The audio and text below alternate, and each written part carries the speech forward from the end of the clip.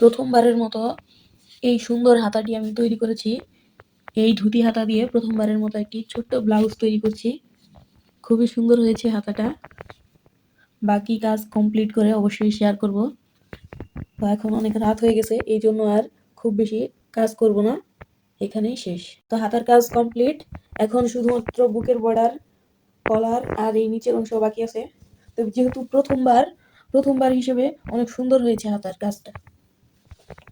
এই ব্লাউজের এই দুইটি হাতা তো খুব সুন্দর করে ধুতি হাতা সেট করেছি, আর এই বুকের বর্ডার এবং গলার অংশে একদম এই নিচে থেকে কাঁধ দিয়ে ঘুরিয়ে একটানা একটি পাইপিং দিয়ে দিয়েছি। এখানে কোথাও পাইপিং আমি আলাদা করিনি। এই আলাদা আলাদাভাবে দুই পাশে বুকের বর্ডার লাগানো এবং গলার পাইপিং দেওয়ার চেয়ে একদম এই শুরু থেকে এভাবে একদম কাঁধ দিয়ে ঘুরিয়ে এখানে এসে শেষ করেছি। এই যে পাইপিং দেওয়াতে মাশাআল্লাহ অনেক সুন্দর হয়েছে। আর হাতা তো আগেই সেট করেছি, হাতাও সুন্দর হয়েছে। এদিকে এখন এই একটা কাপড় নিয়েছি, যেটা হচ্ছে ব্লাউজের বাড়তি বর্ডার দিব, মানে এই যে একটা অংশে যে বাড়তি বর্ডার দিতে হয় সেটা দেওয়ার জন্য নর্মালি লম্বা করে কাপড় কেটে সেটাকে বেল্টের মতো করে সেলাই করে উল্টিয়ে নিয়েছি, যেন এই পাশে কাপড় সুতা বের না হয় এই জন্য। তো এখানে একটা চাপ সেলাই দিব, এই সেলাই অনুযায়ী একটা চাপ সেলাই দিব, দিয়ে এই মাথাটা মুড়িয়ে এই যে এভাবে বুকের বর্ডার সেট করব। তাহলে দেখতেও সুন্দর লাগবে এবং কাপড়টা গোছানো হবে।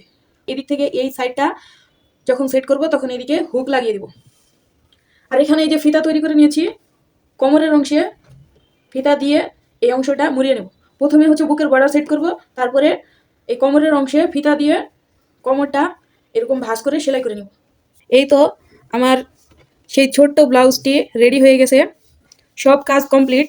এখানে ধুতি হাতা দিয়ে ব্লাউজটা তৈরি করেছি। ধুতি হাতাও অনেক সুন্দর হয়েছে, দুইটি হাতাই খুবই সুন্দর হয়েছে। গলা একদম কোমরের অংশ থেকে একটানা পাইপিং দিয়ে রেডি করে নিয়েছি, আর কোমরের দিকে দুটো ফিতা দিয়ে দিয়েছি। এই ধরনের পাইপিং দিয়ে ব্লাউজ তৈরি করলে অনেক সুন্দর লাগে। আর যদি একটু বড় ব্লাউজ হয় এক্ষেত্রে এখানে কলারও সেট করা যেতে পারে।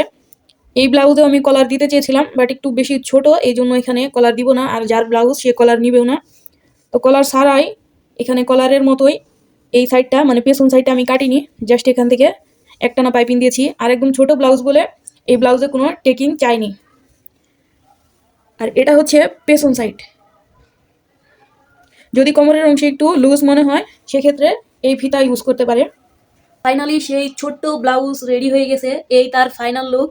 খুবই সুন্দর হয়েছে মাশাল্লাহ।